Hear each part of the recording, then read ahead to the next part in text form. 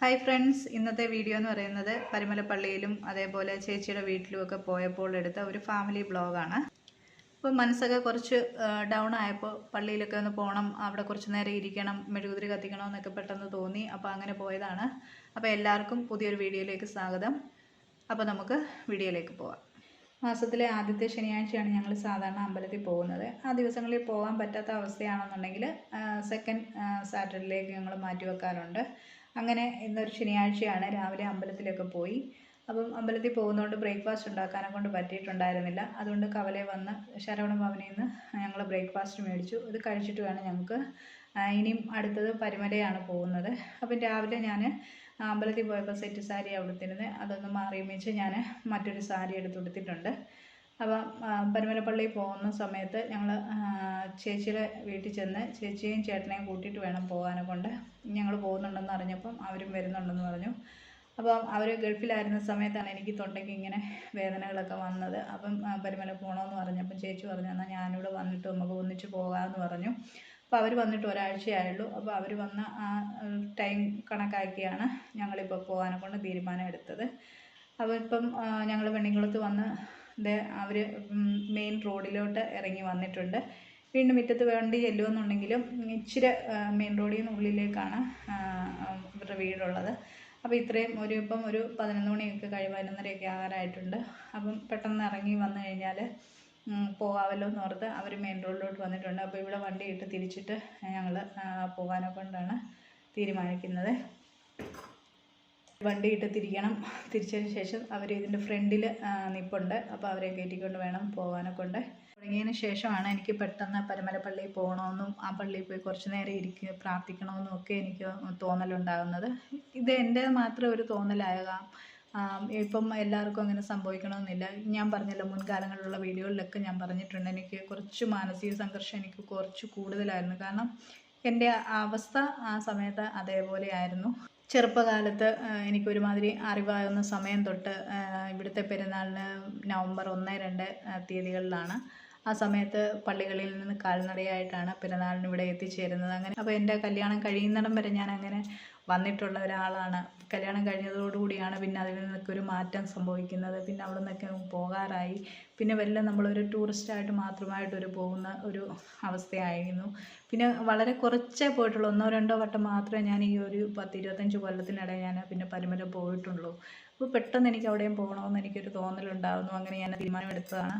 അപ്പം നമ്മളിപ്പോൾ ഓൾറെഡി പള്ളിക്കകത്തേക്ക് കയറുവാണ്. അപ്പം പള്ളിത്തേക്ക് വരാൻ 2 വഴിയുണ്ട്.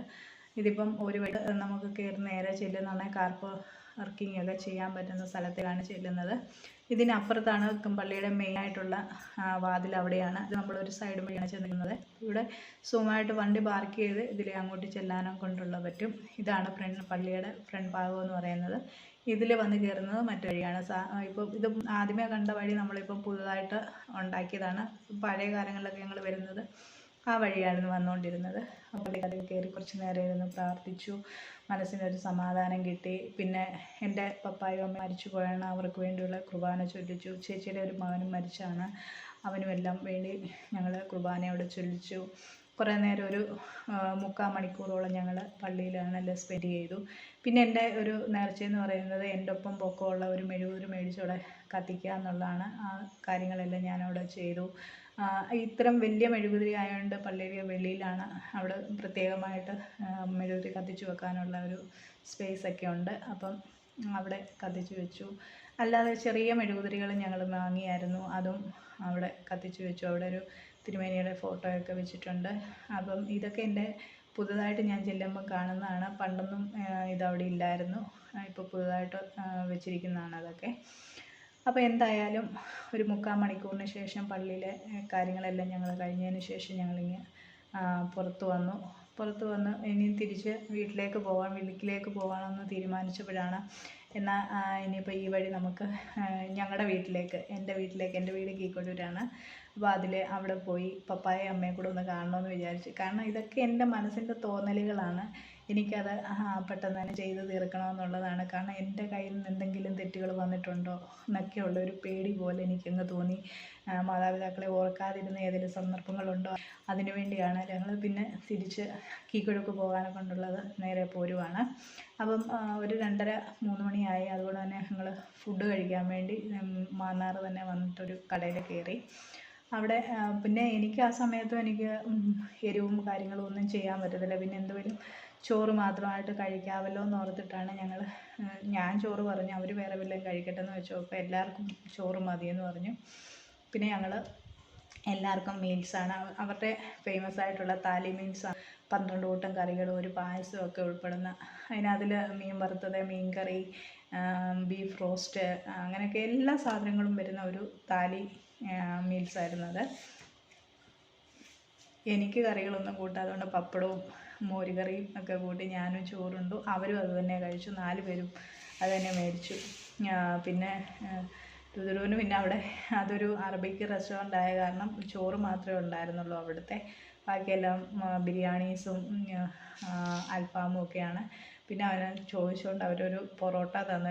അവനൊരു പൊറോട്ടയും ഒരു ഗ്ലാസ് പാലും മേടിച്ചു. ഞങ്ങൾ മീൽസും കഴിച്ചു.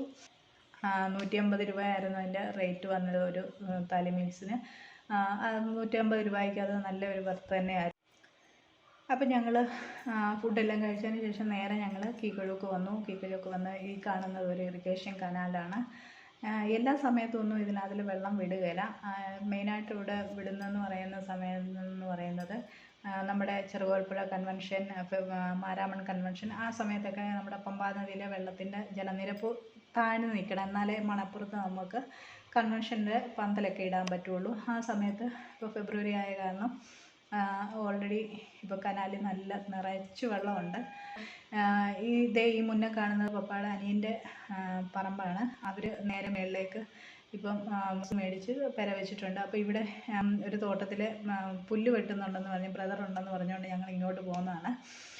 അപ്പോൾ അവന് ആ വേഷത്തിലൊക്കെ നിൽക്കുന്നതുകൊണ്ട് എൻ്റെ വീഡിയോ ഞാൻ എടുത്തില്ല. അവനെ പുല്ലൊക്കെ വെട്ടിക്കൊണ്ട് നിൽക്കുകയാണ്. അപ്പം ബ്രദറിനെ കാണാൻ വേണ്ടിയാണ് ഞങ്ങൾ ഇങ്ങ് വന്നത്. അപ്പോൾ അവനെ കണ്ട് കുറേ നേരം നിന്ന് സംസാരിച്ചു, കാര്യങ്ങളൊക്കെ പറഞ്ഞു. അപ്പം മെയിനായിട്ട് പള്ളിയിൽ പോകാനെ കൊണ്ടാണ് വന്നത്. ഇവിടുന്ന് ബ്രദറിനോട് സംസാരിച്ച് എല്ലാം കഴിഞ്ഞതിന് ശേഷം ഞങ്ങൾ നേരെ പള്ളിയിലേക്ക് പോയി. പള്ളിയിൽ പപ്പായുടെയും അമ്മയുടെയും കല്ലറയിൽ പോയി ഒന്ന് പ്രാർത്ഥിക്കണം, മെഴുകുതിരി കത്തിക്കാണ് വന്നത്. കത്തിച്ചു. എല്ലാവരുടെ അടുത്തേയും പോയി. പപ്പായും അമ്മയും തന്നെയല്ല, എൻ്റെ ബ്രദറും നാത്തൂന്മാർ 2 പേരുണ്ട്. അവരുടെ എല്ലാം കല്ലറയിൽ, പപ്പായും അമ്മയും ഒരു കുടുംബ കല്ലറയിലാണ്. അവരുടെ കല്ലറ നേരത്തെ ആയത് കാരണം അത് വേറെയാണ്. അതിനുശേഷം ഞങ്ങൾ എല്ലാം കഴിഞ്ഞതിന് ശേഷം ഞങ്ങളങ്ങ് വീട്ടിൽ വന്നു. അപ്പോൾ ഞങ്ങൾ ഈ മാന്നാറിൽ നിന്ന് കുറച്ച് കപ്പയൊക്കെ മേടിച്ചിട്ടുണ്ടായിരുന്നു.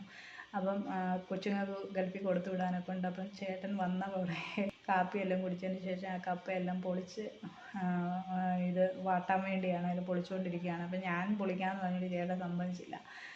അത് കഴിഞ്ഞപ്പോൾ ഞങ്ങളിവിടെ വർത്തമാനം പറഞ്ഞുകൊണ്ടിരിക്കുകയാണ്. കപ്പയെല്ലാം പൊളിച്ച് വെച്ചതിന് ശേഷം വൈകുന്നേരത്തേക്ക് രുദ്രുവിന് നൂഡിൽസ് ഉണ്ടാക്കി. അതിനോടൊപ്പം തന്നെ ചിക്കൻ വാങ്ങിച്ചായിരുന്നു. ചിക്കൻ്റെ കരളും ചെറിയ ചെറിയ പീസസും ലൈറ്റായിട്ട് മുളക് പൊടി വെച്ച് ഞാൻ വറുത്തു. അവർക്കുള്ളത് കറി റെഡിയാക്കി. അന്നത്തെ ദിവസം കഴിഞ്ഞു. പിറ്റേ ദിവസം രാവിലെ വെളുപ്പിന് എണീച്ച് ചേച്ചി തലേദിവസം പൊളിച്ച് വെച്ച കപ്പയെല്ലാം എടുത്ത് വെച്ച് അരിഞ്ഞെടുക്കുവാണ്. അരിഞ്ഞെടുത്തതിന് ശേഷം നമ്മൾ സാധാരണ ഒത്തിരിയുള്ള കപ്പയൊക്കെ ഉണ്ടെന്നുണ്ടെങ്കിൽ ചീന്തിയാണ് അരിയുന്നത്. ഇതിപ്പോൾ 4ആയിട്ട് ജസ്റ്റ് ചെറുതായിട്ട് പിള്ളേരുടെ സൗകര്യത്തിന് വേണ്ടിയാണ് അരിഞ്ഞ് വാട്ടിയെടുക്കുന്നത്. അപ്പോൾ ആ സമയം കൊണ്ട് ചേട്ടൻ വെള്ളമൊക്കെ വെച്ച് തിളപ്പിച്ചെടുക്കണം. തിളച്ച വെള്ളത്തിലേക്കാണ് ഇനി ആ കപ്പ ചേർത്ത് കൊടുക്കേണ്ടത്. അതിന് ശേഷം വെള്ളം തിളച്ച് വരുന്നുണ്ടെ നമ്മൾ അരിഞ്ഞു വെച്ചിരിക്കുന്ന കപ്പ ആ വെള്ളത്തിലേക്ക് ചേർത്ത് കൊടുക്കുക. ആ ഒരു കൊട്ടയ്ക്കകത്തിലുള്ള കപ്പ ഉണ്ടായിരുന്നുള്ളൂ. അതെല്ലാം ചേർത്ത് നന്നായിട്ട് ഇത് ഇനിയൊന്ന് പുഴുങ്ങിയെടുക്കണം. കപ്പപാട്ട് ഏകദേശം ഒരു പകുതി ആയ സമയത്താണ് ഞാൻ എണീറ്റ് വരുന്നത്. ഞാൻ എണീറ്റ് വരുന്ന സമയം കൊണ്ട് ഏകദേശം കപ്പയെല്ലാം റെഡി ആയിട്ടുണ്ട്. ഇതിനിപ്പം നന്നായിട്ട് ഇളക്കി കൊടുത്തതിന് ശേഷം ആ വെള്ളമെല്ലാം ഊറ്റിയെടുക്കണം. അപ്പോൾ ഇനിയിപ്പം പാങ്ങി കൊട്ടയ്ക്കകത്തിലേക്ക് ആ വെള്ളമെല്ലാം പോകാൻ വേണ്ടി അതിനകത്തിലേക്ക് തന്നെ വാങ്ങിയെടുക്കേണ്ടതാണ്. അപ്പോൾ ചേട്ടൻ ലാശം കൂടെ എടുത്തത് കൊട്ടയ്ക്കകത്തിലേക്ക് ഒഴിക്കുവാണ്. അതിന് ശേഷം ഈ ആവിയെല്ലാം ഒന്ന് പോകാൻ വേണ്ടി കുറച്ച് വെള്ളമൊക്കെ ഒന്ന് തളിച്ചു കൊടുക്കും. എന്നിട്ട് വെള്ളമെല്ലാം പോയതിന് ശേഷം എവിടെയെങ്കിലും നമ്മൾ ആദ്യം മണ്ണൊന്നും ഇല്ലാത്തടത്ത് നമുക്കിത് കൊണ്ടിട്ടുവാണെന്നുണ്ടെങ്കിൽ ടെറസിൻ്റെയൊക്കെ പുറത്തിടുവാണെന്നുണ്ടെങ്കിൽ ഒട്ടും മണ്ണില്ലാതെ കിട്ടും.